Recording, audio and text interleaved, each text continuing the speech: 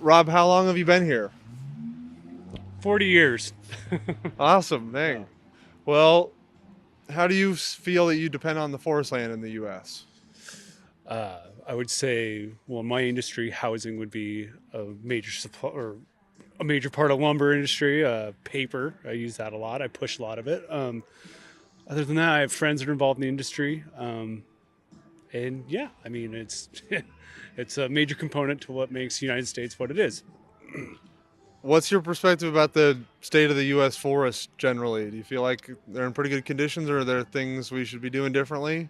That's where I get back to, everyone has to be an expert in their own field, and that is a far encompassing thing with the environment, with the forest, with what I mean, how they clean it up, their policies, what they do with it. I don't pretend to understand it. I really don't. I have my own theories, but I have to fight them out. I have to research them. It's not something that I necessarily understand and care to give any prescriptive path to clean it up. You don't feel like it's very common knowledge in even the community you're part of necessarily? I think people try to make a simplified answer for something that's a lot more complicated than what they actually know. Yes, that's how I believe. Well, if you had to say a few of the major threats or problems, if you'd identify some in your mind about the forest land, what would you say? Uh, well, I guess drought would be a big one. I don't know. I've heard of like beetle diseases, stuff like that. I don't know. Is it? I don't really think logging per se is a major detriment to forests because they actually plant back or they're supposed to. So I mean, I know it's regulated. So, but no, I do not know like a big cause of if there are No, problems those with are the those are forest. great answers. Absolutely. I mean, It's nuanced. Like yeah, there's a lot to it, and so I know enough to not know. Like that's where I'm at with that. it's a wise position. Were you affected by the forest fires at all, or do you know anyone else that were affected by the forest fires? More generally around here Oh in yeah. the recent summers. So you know that forest fire that was in Winthrop. So Yeah, I got to drive through that last year, and that yeah. was pretty humbling. The scale and the size, and then hearing about the sterility of the earth after that because it burned so hot. And I had a friend that's also involved with. I don't know if he works for Warehouse or who up there, but he's a lumber buyer, and so to be able to cruise with him through those timber patches and to see the types of devastation, the the chaos in the road system, and yeah, I mean it's pretty cool. I mean it does hit home. I mean I've been around it. Yeah. But yeah, Did you all have any smoke around here in the last couple summers? yeah, I was golfing in a 500 smoke index. Yeah, I shouldn't have been, but yeah, I mean, so Gotta yeah, I go. mean Yeah. it blocked out the sun. Yeah, absolutely.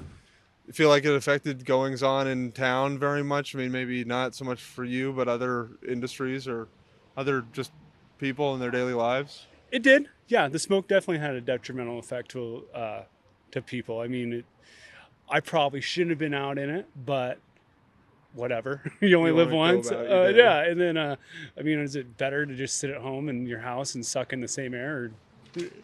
But no, as far as does it have a detrimental effect in Moscow to a point, but really we're not a tourist town. You're not here for the view. I don't think so. Right, right.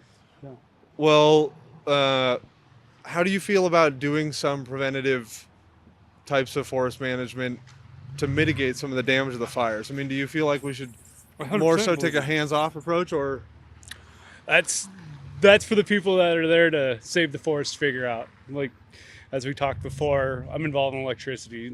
You wouldn't give me a prescriptive path on how to make a building safer. I'm not going to do that with forests.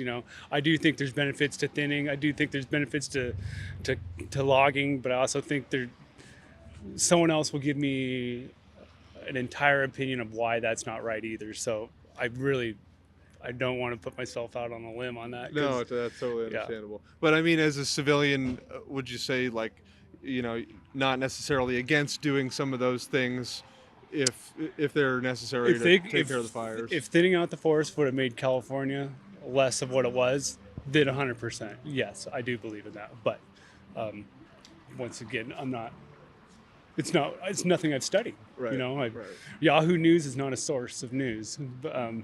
And that's basically, yeah, Yeah, that makes sense. that's as far as researched I am on it. Well, what's your, I mean, you kind of talked about it a little bit already, but what would you say in general is your perspective of the timber industry now? And would you be against the timber industry doing some of that preventative work? Do you feel like it should more be the Forest Service, or maybe they're doing some things differently that could be done? I kind of look at the timber industry as a, I don't know, not I think they've learned how to do less with more.